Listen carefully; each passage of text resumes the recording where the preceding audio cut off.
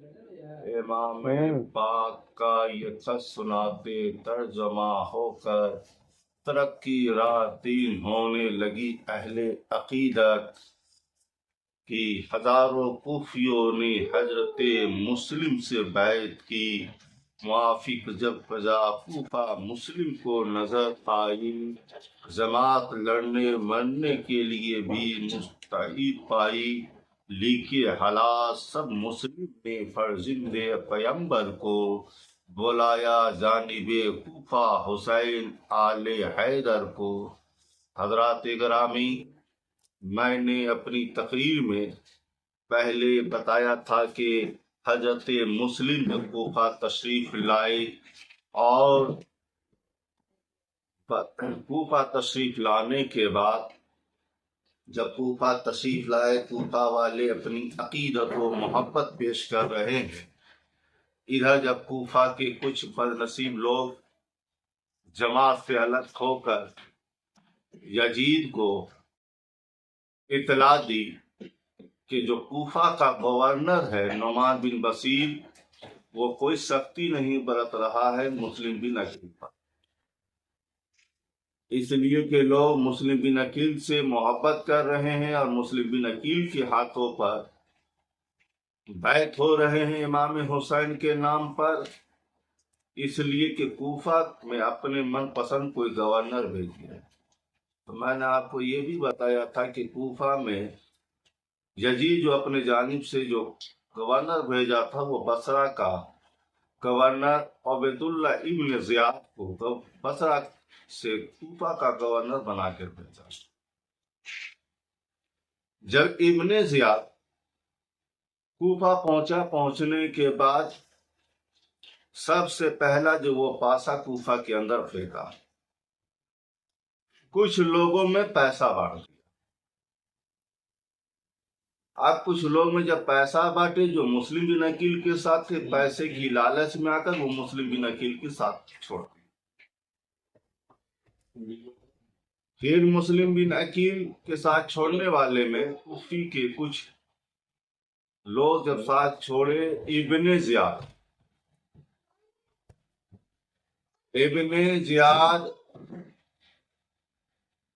پھر کوفہ کے بڑے بڑے شیر دھنا کو اپنے پاس بلایا، بلانے کے بعد کہا بتاؤ تم لوگوں کا تجارت کیسا چل رہا، تم لوگوں کا کاروبار دھندا کیسا چل رہا ہے، اگر تمہارے تجارت کو چھین لیا جائے، ختم کر دیا جائے تو بتاؤ تم لوگ روڈ پہ آؤ گے یا نہیں آؤ؟ اگر تم لوگ اپنا خیر چاہتے ہو تو مسلم بن عقیل کا ساتھ چھوڑ دو، مسلم بن عقیل کے ساتھ چھوڑ دو۔ اگر تم لوگ خیر چاہتے ہو تو بڑے بڑے شیر دھنا لوگ مسلم بن عقیل کے ساتھ چھوڑ دو۔ تب پتہ یہ چلا کہ آج کسی کو دعوت دے کے بلانا، کسی کے ہاتھ پہ بیعت کرنا اور بیعت کو توڑ دینا، یہ آج کا کوئی نیا طریقہ نہیں، یہ بھی کوفہ ہی سے چلا۔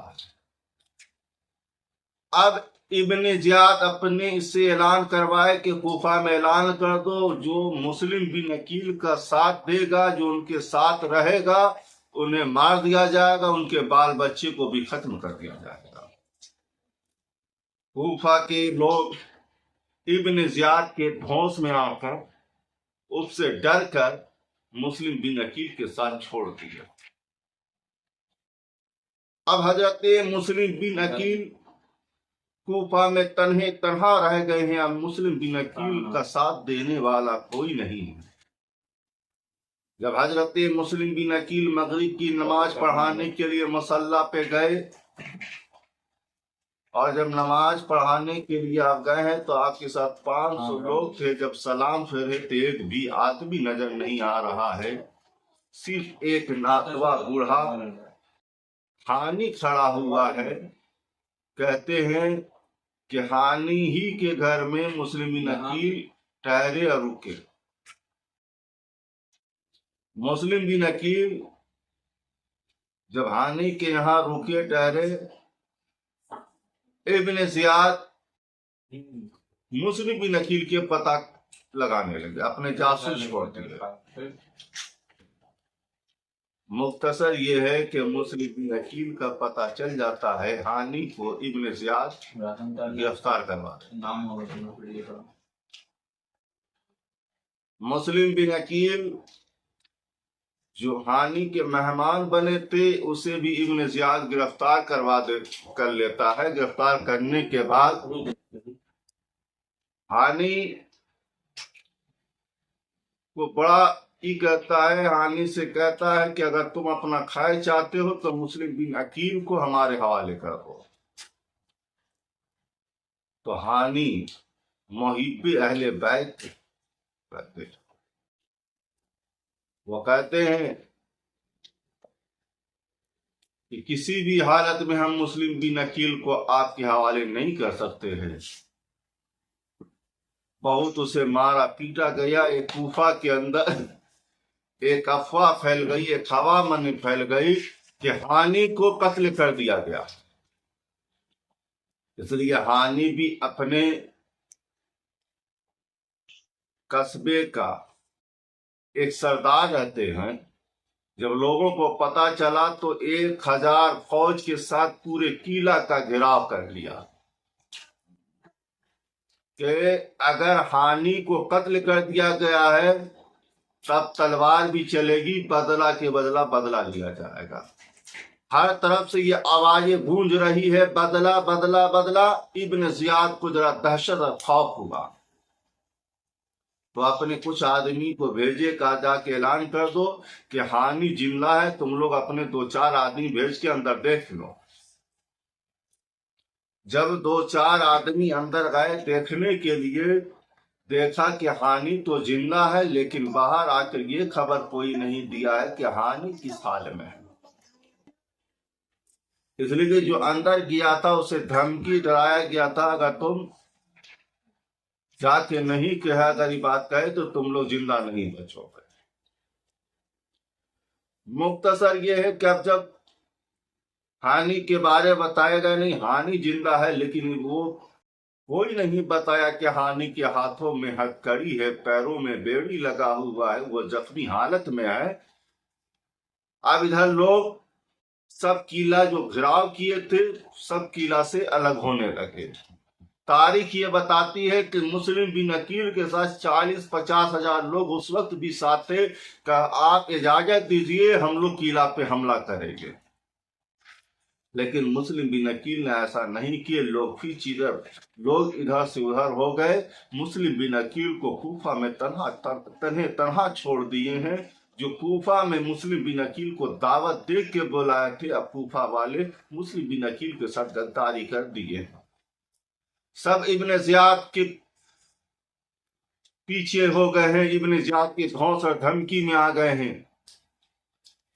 अब मुस्लिम बिन अकील तन्हा कूफा में घूम रहे हैं। एक जईफा औरत अपने मकान के, अपने घर के दरवाजे पर बैठी हुई है। मुस्लिम बिन अकील उसके पास जाते हैं। मुस्लिम बिन अकील के लिए कोई दरवाजा नहीं खोल रहा है।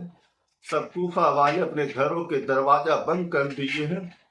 मुस्लिम बिन अकील इधर उधर भटक रहे हैं, घूम रहे हैं। तो एक तोवा बोल के एक जईफा अपने दरवाजे पर बैठी हुई थी। अब बैठने के बाद वहां जाके मुस्लिम बिन अकील कहते कि अम्मा मुझे जरा पानी पिला दो। वो तोवा औरत अपने घर के अंदर से पानी ला के पिलाई है। इसके बाद फिर वो अंदर बर्तन रखने गई है। जब बर्तन रख के बाहर आई है, देखी है कि वो बैठे हुए, पूछे कि तुम कौन हो, कहाँ से आए हैं, तुम अपने घर जाओ। तो मुस्लिम बिन अकील कहते हैं कि मैं गरीबुल वतन हूँ, मदीना शरीफ से आया हूँ, अली के घराने से हूँ, नबी के नवासा हूँ। कहा तुम कौन हो? तुम मुस्लिम बिन अकील हो? कहा अम्मा मैं मुस्लिम बिन अकील हूँ। क्या आप अपने घर आज रात हमें मेहमान बनाइएगा? वो तोबा अपने घर अंदर ले गई और ले जाके बहुत खिदमत कर रही है। और तोबा का बेटा जो था यजीद की फौज में था। جب وہ رات کو اپنے گھر آیا ہے تو اپنی ماں کو جب دیکھا کہ خاص کمرے میں آنا جانا لگا ہوا ہے تو ماں سے بیٹا پوچھتا ہے کہ ماں کیا بات ہے، اس کمرے میں تم بار بار جا رہی ہو؟ تو ماں بڑا چھپانے کی کوشش کی، پھر بیٹا جب اصرار کیا ہے تو وہ اپنے بیٹے کو بتاتی ہے کہ اہل بیت ہمارے گھر ہے، مسلم بن عقیل آج ہمارے گھر مہمان بن کر آئے ہیں، انہی کی ہم خدمت کریں، یہ بڑی خوش قسمتی ہے۔ تو بلال بھی کہا ماں یہ تو بڑی خوش قسمتی ہے، تو ماں توبہ کہتی بیٹا یہ بات کسی سے مت بتاؤ گے، لیکن توبہ کا بیٹا بلال وہ اندر ہی اندر خوش ہے کہ ہم تو، میری اتنی حیثیت نہیں ہے کہ جو ہم دولت کما لیں گے، لیکن اہل بیت کی شان میں گستاخی کر کے ہم دولت ضرور کما لیں گے۔ مختصر یہ ہے کہ حضرت مسلم بن عقیل رضی اللہ تعالیٰ عنہ کوفہ میں جب صبح سورج نمودار ہوا ہے تو گھوڑوں کی تاپوں کی آواز سنتے ہیں مسلم بن عقیل سمجھ جاتے ہیں کہ کوئی میرا خبر دے دیا، میرے بارے میں اطلاع دے دیا ہے، اب مجھے ابن زیاد کا لشکر فوج آ رہا ہے گرفتار کرنے کے لیے۔ جب دروازے کو کھولا ہے سامنے محمد بن اسد ہے، مسلم بن عقیل فرماتے ہیں کہ محمد بن اسد کیا تم مجھے گرفتار کرنے آئے ہو؟ کیا میرے ہاتھوں میں ہتھکڑی ڈالنے آئے ہو؟ کیا ہمارے پیروں میں بیڑی ڈالنے آئے ہو؟ ہے محمد بن اسد کیا تم نے تحریر اور خط میں تم نے خط اور تحریر نہیں لکھا تھا؟ کیا تم نے اپنا دستخط نہیں کیا تھا؟ لیکن مسلم بن عقیل پوچھتے ہیں کہ ہانی کہاں ہے؟